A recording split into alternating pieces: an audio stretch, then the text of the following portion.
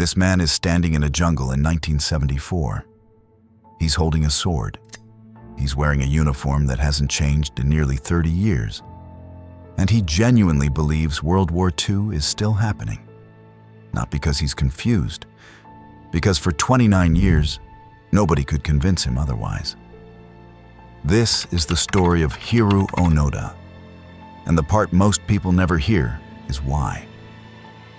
Hiroo Onoda was not a lost soldier. That's the first thing you need to understand. He was a trained intelligence officer, specifically selected for guerrilla warfare, for surviving behind enemy lines, for resisting capture. The Japanese Imperial Army didn't send him to Lubang Island in the Philippines because he was expendable. They sent him because he was exceptional. He arrived in late 1944 with clear orders: do not surrender, disrupt the enemy, hold the island, and under no circumstances were he or his men to lay down their weapons without a direct command from a superior officer. Those orders were not a suggestion.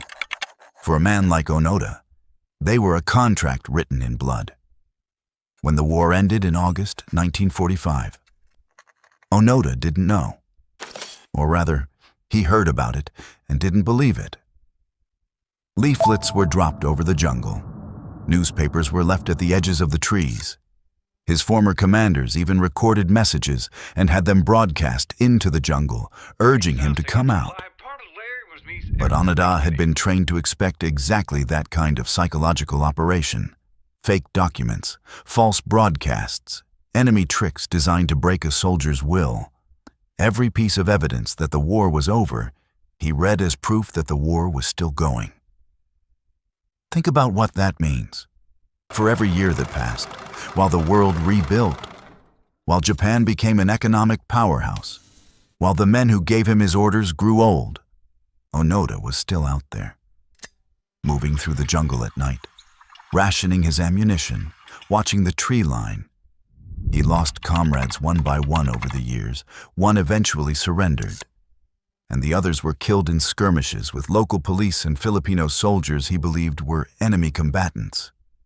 He buried them, and he kept going. By the 1970s, he was the last one left. Just one man, alone in a jungle that had long since forgotten that there was ever a war to fight. And still he didn't stop. Here's the part that reframes everything. The world wasn't ignoring Hiroo Onoda. Japan had declared him legally dead. His family had mourned him. Search parties had gone in and come back out empty-handed. One young Japanese adventurer actually tracked him down in 1974, made contact, spoke with him face to face. And even then, Onoda wouldn't budge, not without orders from his commanding officer. So they found his commanding officer. Major Yoshimi Taniguchi had long since retired, was working as a bookseller in Japan. He flew to the Philippines, walked into the jungle, and personally delivered the order to stand down.